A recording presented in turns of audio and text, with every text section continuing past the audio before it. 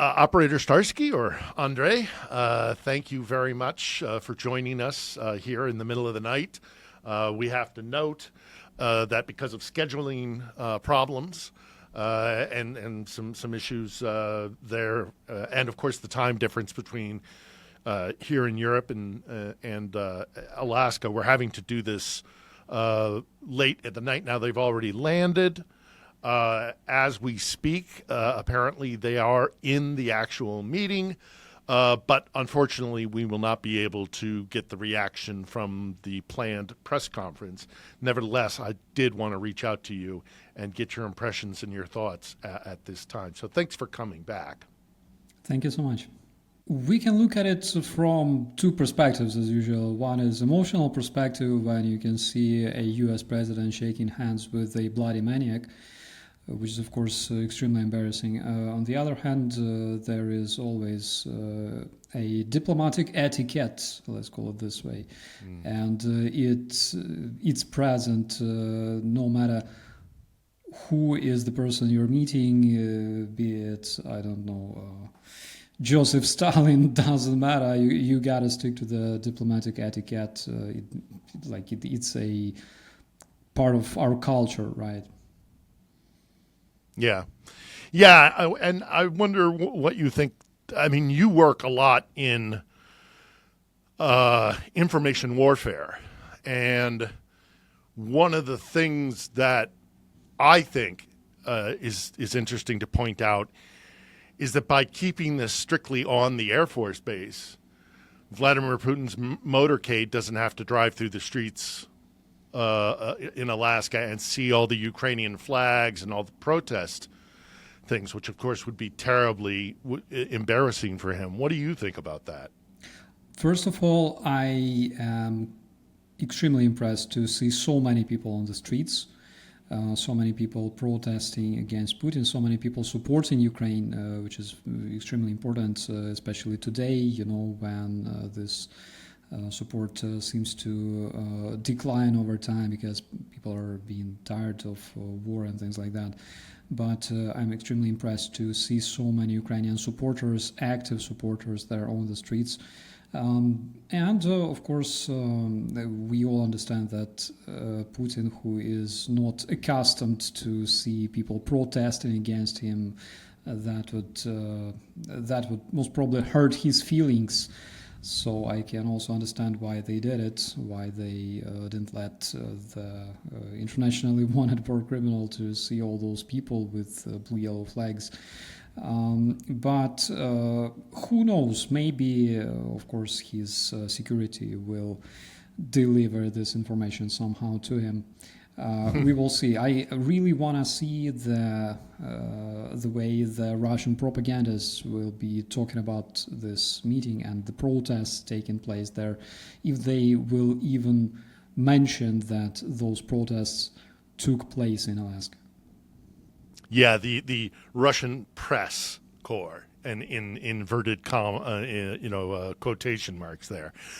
I will. Do you expect to be the headline of Kommersant or Argumenty Fakti or all the big papers in Russia? Do you think they're going to show the pictures of all the Ukrainian flags? I somehow doubt it.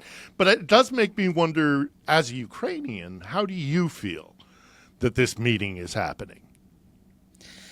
I feel, let's say, disappointment that Ukrainian president is not present there, right? It's one of the biggest issues that I can see right now, because they will be talking about Ukraine without Ukraine, and I think it's wrong. Whenever Trump keeps any sort of communication with Putin, whenever Witko holds conversations with Russian representatives, every single time when it happens, we can see the same traditional response feedback from the American side that these conversations, these negotiations were an absolute success, everything's fine, the war will be over tomorrow, and things like that. But we see that the story keeps repeating over and over again that as soon as it happens, there's either a massive missile strike or a drone strike somewhere in the Ukrainian city taking place, and there are victims. And Trump again says that, well, I'm kind of disappointed with Putin. I think probably this is something that we will see this time as well. Actually, the very fact that Putin is having those negotiations with Trump in Alaska is one of the reasons that I'm concerned right now that there might be some kind of missile strike on Ukrainian cities taking place tonight. So I will be monitoring this as well. Yeah, we're afraid of that here as well here in Kiev. What do you think?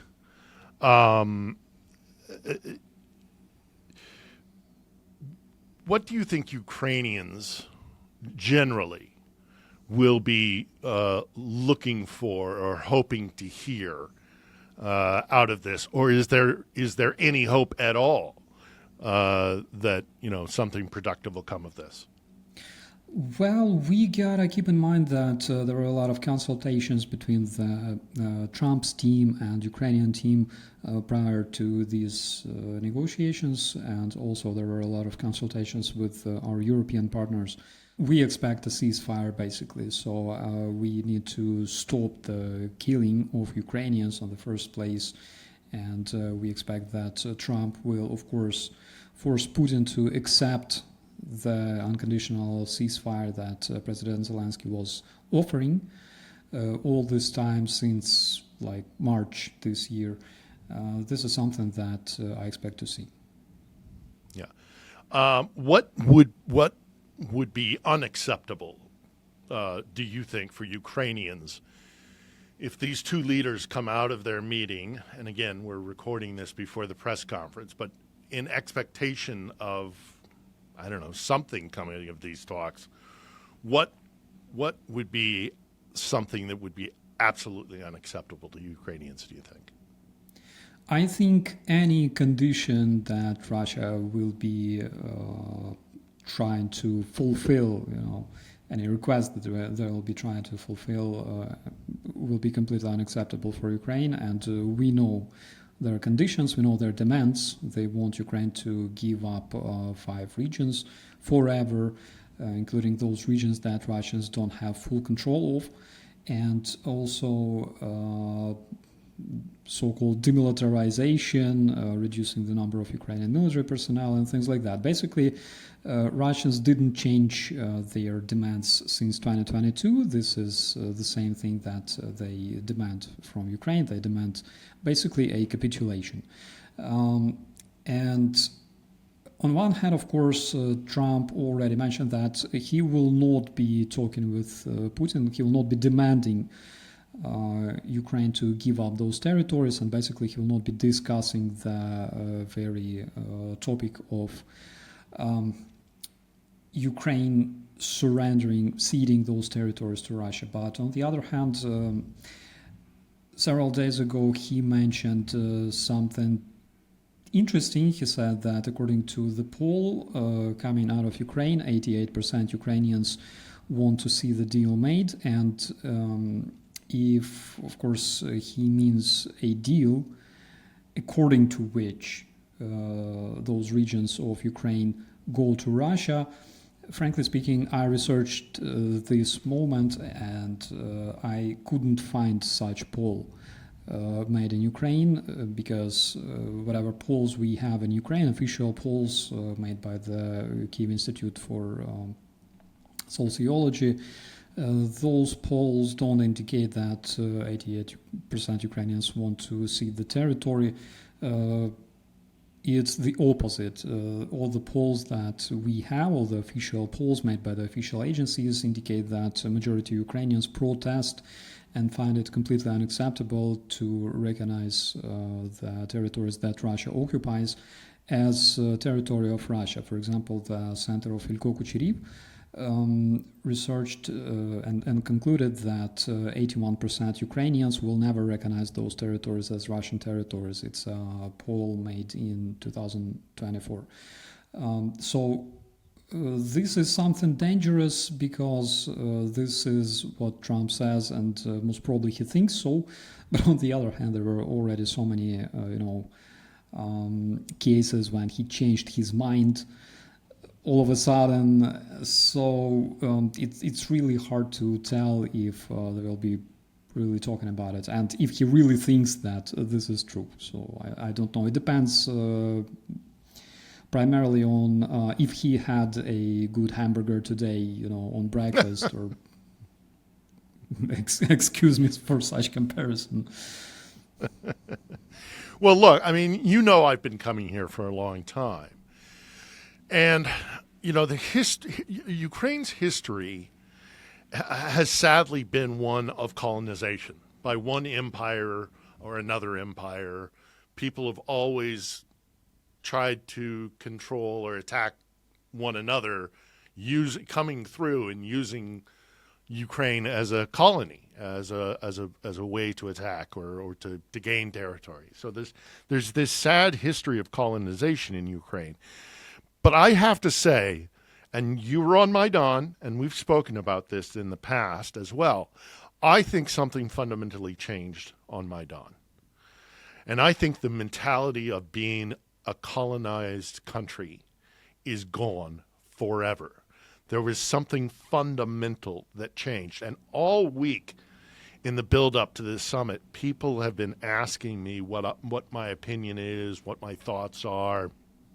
And I have said time and time again that what not only, of course, does Moscow need to get it through its thick skull that Ukraine is no longer a colony, but I think the West needs to, whether Brussels or London or Paris, Berlin, and of course Washington, need to understand this fundamental truth. After Maidan, there has been an attitude in Ukraine for Ukrainians. I wonder if you feel the same way, and if you would maybe, express some thoughts on what I've just said there.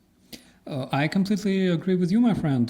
There is a big reason this revolution was called Revolution of Dignity, right? It was a moment when I realized that my nation actually has dignity, and it was something that charged me with, the idea of fighting for my country, which I did since late 2014 until 2024.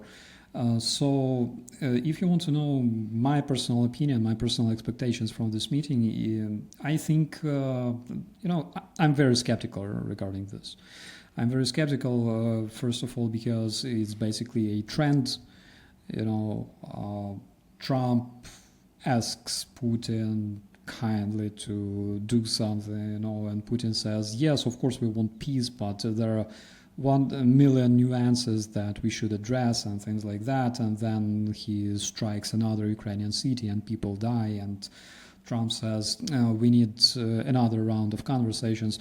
Basically, sanctions against Russia should have been implemented already like a week ago, right?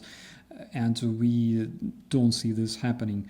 The question is, does Trump do what he does in terms of negotiations? Does he do that for Ukraine, or does he do that for Trump? And this is important to understand the difference between those two, because if he does it for Trump, we will never see the result. We will see Trump meeting Putin because it's important for Trump, because it's important for, I don't know, whatever he imagines, for his image, his PR, I don't know. But if he did it for Ukraine, if he tried to defend Ukraine, defend people of Ukraine, defend the people that are victims of this Russian aggression, right? According to the international law and things like that, according to the morality at least, then I think that we would see more action coming from Trump. We would see more, I would say, stronger position, right? Because after all, Trump is a president of the United States, the probably the strongest country in the world right now.